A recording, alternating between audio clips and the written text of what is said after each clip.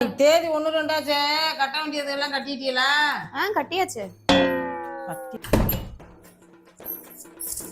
ஏமா பால் காசு கொடுத்துட்டீங்களா? கொடுத்தாச்சு. கரண்ட் பில்லு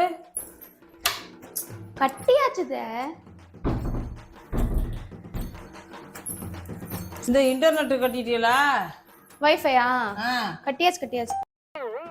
கேட்குற கேள்விக்கு ஒரு பெரிய மனுஷனை மதிச்சு ஒரு இடத்துல நின்று தாக்க சொல்ல மாட்டியா நீ?